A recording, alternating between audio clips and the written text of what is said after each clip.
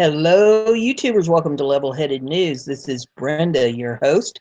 I have 7 articles in this episode, and this is the third of the 3 articles that I'm bringing you this morning, just in case you pull this one up and have missed the other 2 or morning. All these URLs are in the description of the video for your convenience, so you can check out whatever other information you need from them. First article that I have is off of allnewspipeline.com, and it says, Bilderberg elite hacked, threatened with ominous message to 1% richest dominant pricks. And this is how this article reads. Bilderberg.org website was hacked last night with an ominous message and direct threats against the secretive group annually to shape the globalist agenda for each following year. So-called global elite have met privately since 1954, according to the Bilderberg official website that was hacked yesterday, with no records kept, no recordings, no public statements about what is discussed in their secret meetings. Attended by world leaders, bankers, with former heads of the CIA and M6 joining the ranks of global elite in the list that was released about conference this year. By their own admission on their website, which they have control of, the annual meetings have become a forum for discussion on a wide range of topics, from trade to jobs, from monetary policy to investment, and from ecological challenges to the task of promoting international security in a globalized world. In other words, the rich, the powerful, the puppet masters meet to decide our future, usually sacrificing the best interest of we the people in favor of globalization. The message is a direct threat to Bilderberg, telling them that they have 1 year, 365 days to work in favor of humans and not their own selfish interest at the expenses of others.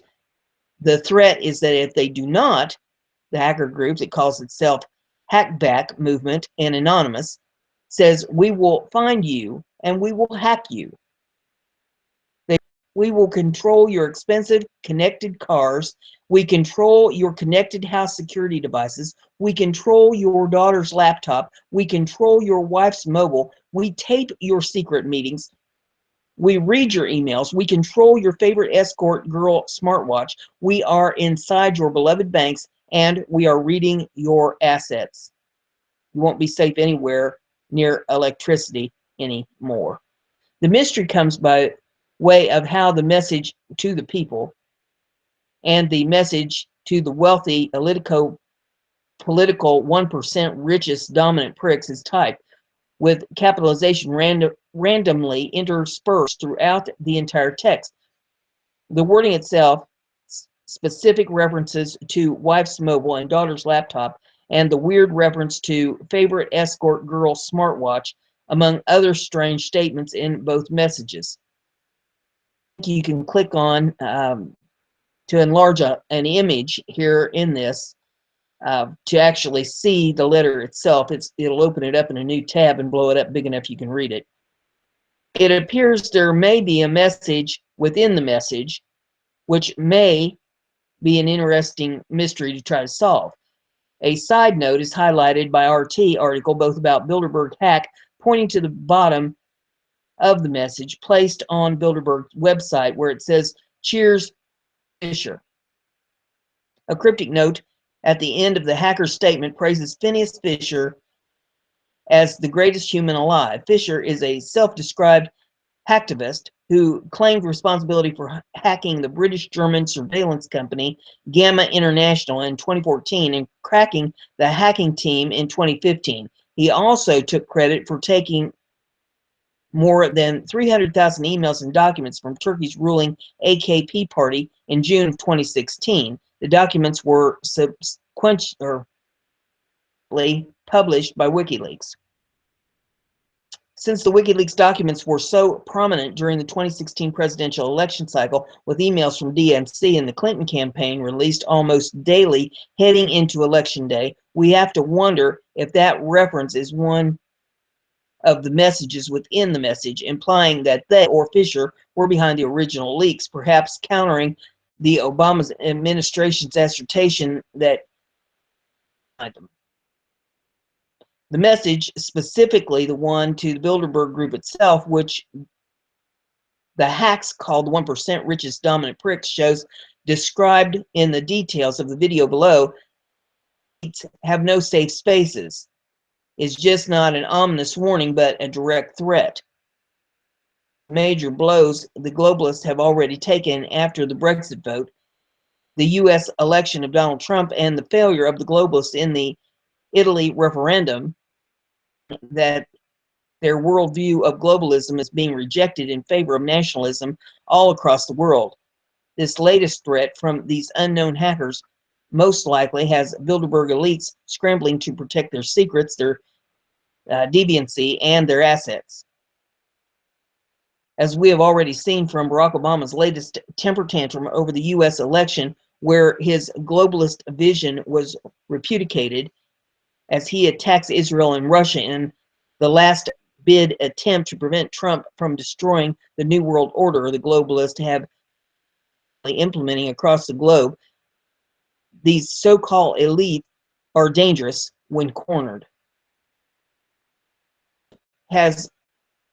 Truly has information that could destroy the globalist of Bilderberg, which admittedly includes some of the biggest names in the international community. It begs the question of why they do not just release it all now. Why give them a chance to change when it has been clear since the first meeting in 1954 they will never stop trying to create their new world order. These hackers have fired a warning shot across the bow, and we should all keep our eyes and ears open for some type of intentional response, because is the most dangerous animal, and the globalists are in the corner right now. The next article that I have for you, Breitbart.com, and I'm waiting for the little hamster to fling it up here for me. Here we go. Report: Islamic State general flees to Europe with 400 soldiers disguised as refugees. According to an Italian intelligence report quoted by the UK Daily Mail, former NATO soldier turned Islamic State ISIS commander Makhachari has fled the Syrian battlefield and returned to Europe with up to 400 of his savage troops in tow, posing as refugees. Makhachari Abdul al-Kosovo is of Kosovo Albanian extraction. His NATO training reportedly included a stint at the U.S. Army's largest base in the Balkans. He has been designated a global terror threat by the U.S. State Department and was regarded as a serious threat to Kosovo and Albania. He's an energetic recruiter for the Islamic State and one of its public figures, popping up in a number of propaganda videos, including one where he kills a helpless captive with a rocket. The mastermind behind a thwarted plot to attack the Israeli national soccer team, Serbian Orthodox churches, and other targets in a string of synchronized terror attacks across the Balkans in November. 19 people were ultimately arrested in connection with the plan, weapons, explosives, and extremist religious materials. Italian intelligence services believe that he returned to the Balkans with his henchmen to carry out this aborted terrorist rampage, while Kosovo police insist living long distance or giving long distance orders to local terrorist cells. Numerous jihadists, Europe and the Balkans, aiming to hit the old continent at its heart. Some of them are being identified by security services, but many others manage to cross the borders without being identified, paper warns, according to the Daily Mail sources. The next article that I have for you, is off of Sputnik News, and it says Californians rush to buy weapons before new gun control law takes effect. Gun sales are surging in California as buyers stock up before 6 new gun control measures signed by Governor Jerry Brown take effect in 2017. Lawmakers in California passed lighter gun control measures following a terrorist attack at a San Bernardino holiday party last year, which left 14 people dead and 22 injured. As of December the 9th, nearly 1 million firearms had been purchased in the state this year, compared to roughly 700,000 sold in 2015. The number will far surpass the 1 million mark as last-minute buyers search for weapons with features that will be banned beginning on the first of the year. Semi-automatic rifles has specifically boomed in popularity, with sales more than doubling in 2016 over the previous year. In 2015, 153,931 of the rifles were reportedly sold. On December 9th, at least 364,643 had been purchased. Year sales are up 1,000%. It's ridiculous, California firearms dealer Gabe Vaughn told Press Democrat. Pretty much the second we got them, they were gone. A lot of them were pre-sold before they arrived at the store. According to Vaughn, his shop, the Sportsman's Arms in Petaluma, sold 60 semi-automatic rifles on December the 21st alone. Measures taking effect in 2017 include reclassifying semi-automatic rifles that have certain features, including flash suppressors and bullet buttons for the quick ammunition magazine swap, as assault weapons. Assault weapons have been banned in the state since 1989. The new regulations have driven sales of weapons with soon-to-be banned features up 40% this year. According to new laws, residents will be able to register their assault weapons for $15, but the permit will be non-transferable, meaning they cannot be sold or gifted later unless the transferee re-registers the weapon. They no longer want the weapon, or if the owner dies, the weapon must be destroyed. Guns to get around the new regulations, including disabling the bullet button. The next article is off of Reuters.com, and it says New York Times surpasses 100 million views on Facebook Live. Presidential politics and celebrity interviews helped the New York Times company surpass 100 million views for its Facebook Live videos, the company said on Wednesday. Facebook launched its live streaming platform in August of 2015, and it is in its infancy. The New York Times has used Facebook Live to showcase its journalism, hoping to reach potential subscribers as the newspaper publisher relies more heavily on digital to grow its revenue. It was not clear how much revenue the New York Times has derived from producing these videos. Multiple media outlets reported that Facebook was paying certain media companies to produce live videos, though through a one-year period, March 2016 to March 2017. The Wall Street Journal also reported that the New York Times was being paid around $3 million for a one-year period. The New York Times spokeswoman declined to comment on any financials or the Wall Street Journal report. A Facebook spokesperson confirmed the company has been offering temporary financial support to a relatively small number of companies to produce videos. The Times said it reached the 100 million views benchmark earlier this month. Comparative figures were not available for how the New York Times ranks against similar publishers, including the Washington Post. The Times got more than 5 million views on its live stream of the first presidential debate between Republican Donald Trump and Democratic candidate Hillary Clinton. There were 3.9 million views for a concert by Erykah Badu, and another popular Times live stream featured singer-actress Kristen Chenoweth. Digital is becoming more important for many major U.S. media companies, particularly the New York Times, where print advertising revenue has been freefall. During its most recent quarter, ad revenue from print slid 18.5% from the previous year, accounting for just 22% of its total revenue, said the chief executive Mark Thompson during November 2nd earnings call.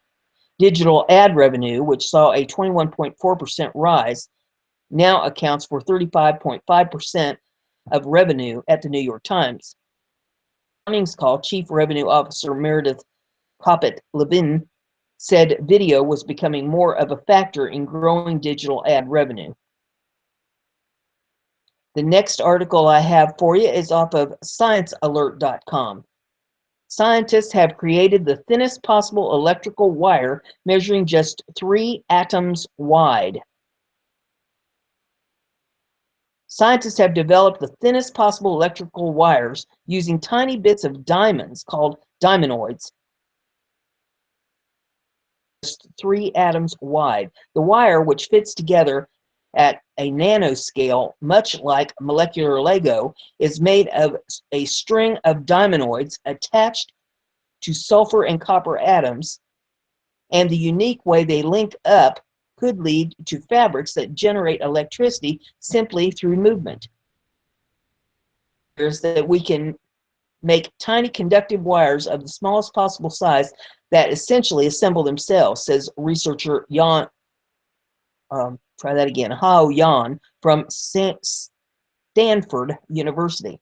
The process is a simple one-pot synthesis. Together and you can get half an hour. It's almost as if diamondoids know where they want to go. An idea of what yin means in the animation here in this article, which occur naturally in petroleum fluids, are small cage-like structures made of carbon and hydrogen. They're strongly attracted to one another, though what are called van der Waals forces. And because of that attraction, each diamondoid links up with the next one in a chain. Once these cages are bonded to a single copper and sulfur atom each, the attraction between diamondoids forms an ongoing wire-like structure. Much like Lego blocks, they only fit together in certain ways that are determined by their size and shape, says researcher Fei Lai. Sulfur atoms of each building block wound up in the middle, forming the conductive core of the wire, and the bulkier diamondoids wound up on the outside, forming the insulating shell. It's not the first time researchers have worked on developing nanowires capable of conducting an electrical current, but the team says its 3-atom-wide diamondoid chain is the smallest possible structure. Other molecular self-assembly methods have been tried, yet balancing the delicate interplay between attractive and repulsive forces to get just the size you want has proven very difficult. One of the team, Nicholas Malish, told Dexter Johnson at the IEEE Spectrum. Achieving a solid core of 3 atoms across section is ideal. It's small enough to exhibit unique functionality, yet it can tolerate single defects or strains since there is still a pathway for the electrons to flow. The researchers are now experimenting with substituting new materials in place of copper and sulfur to see what other kinds of nanowires they can create with the same technique. So far, they're looking at cadmium, zinc, iron, and silver, and are also experimenting with other forms of cages such as carboranes in place of diamondoids. Depending upon what molecules you use at the wire's core, you get different kind of conductivity, which could one day enable a wide range of applications, such as extremely tiny wires for electrical devices or superconductive materials that conduct electricity without any loss due to their intricacy formed molecular structure. Another option could be piezoelectric energy devices, which generate electricity from motion. With enough of this nano wire sewn into your clothing, who knows how much burden we could take off the grid. You can imagine weaving those into fabrics would generate energy, Malish says in a press release. This method gives us a versatile toolkit where we can tinker with a number of ingredients in experimental conditions to create new materials with finely tuned electric properties and interesting physics. And the findings are reported in Nature Materials, and you can click a link there to go to that to read more on that topic. The next article I have is off of people.com, and this is kind of sad news. For any of you folks that enjoyed the television show MASH, William Christopher has died at the age of 84. William Christopher, who rose to fame playing Father John McCaughey on MASH, has died. His representative confirmed to People he was 84 years old. According to his representative, Christopher died at 5:10 a.m. Pacific time on Saturday morning with his wife nearby. Christopher's son, John Christopher, told ABC that the actor died from a non-small cell lung carcinoma at his home in Pasadena, California on Saturday.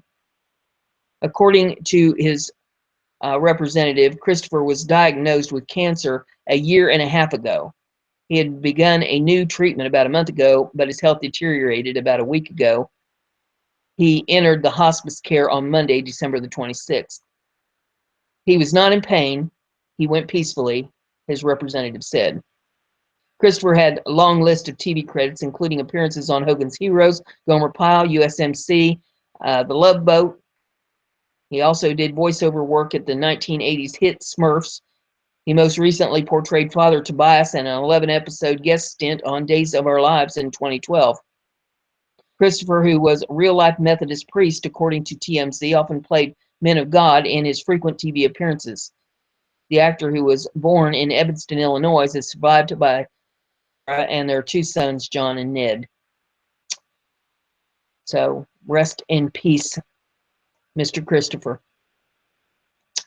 The final article I have for you this morning is, is funny as far as I'm concerned. I think most of my viewers will get a kick out of this as well. It's off of BizPac Review. And it says, 2016 takes a parting shot at Hillary Clinton, and it's super embarrassing. Talk about adding insult to injury. 2016 has not been kind to Hillary Clinton, and karma took one more shot at her before it was done. On Friday, Twitter users shared a photo of her book, Hard Choices, with a $30 discount. And there's a picture here if you want to see it. It has been marked down from $34.99 to $4.99. The tweets are hysterical. It says, I'm not sure this kind of extreme discount is treason, but it's in the neighborhood, says one. And it says, that's got to sting. But social media users did not have any sympathy for America's most famous also ran. Richard Young says, it's still $4.98 too much. And another one says, still way too expensive. Another one says, that's a very deep discount, but I don't even think it's going to give them away, or I don't think giving them away will work. Another one says, think how vastly overpriced it remains. Wow, they should ship them to Haiti for people to burn for fuel. And another one says it's still overpriced. Another one says it's still a hard choice at $4.99. Another one says the Fed discount looks painful. What do you see the discount on her speaking fees? So I got a charge out of that. I thought you guys probably get a kick out of it too. Laughter, of course, is the best medicine. If you like what we do here, give it a thumbs up, share it around on your social media so everybody gets a chance to hear the news. If you haven't subscribed yet, please subscribe and click that little bell next to the subscribe button and check that box so that you get email messages every time I put a show up. And if I get any breaking news today or anything that warrants a special edition, I'll bring that to you. Have a very happy new year and a wonderful day.